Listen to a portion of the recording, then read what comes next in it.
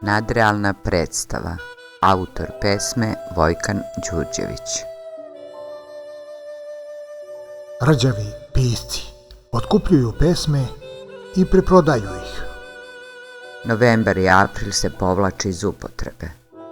dok golim stopalima glačamo kaldrmu do posljednjeg raskršća. Nezamenljivo proleće za cveće zadesilo se na drugoj planeti. Umuklo je more svetla nad nama. Jubilarnu predstavu tumače scene u čast svih kojima je oduzet početak postojanja.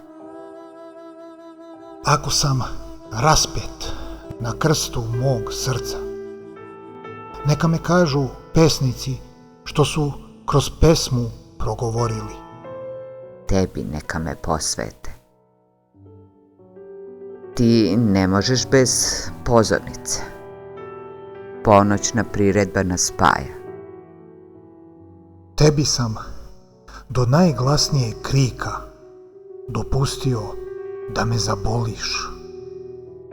Sutra me ova bol neće boleti, jer je juče primih kao milost i kao relikviju je danas čuvam.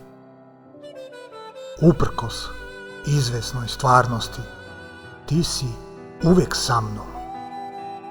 Moja oslobođena mašta u svakom kutku tvog bića boravi. Krv da budem, kao svoje ušće, tvoje srce da zagreva. Tražio sam te, ali bezuspešno. Nađi me, potvrdi svoju izuzetnost.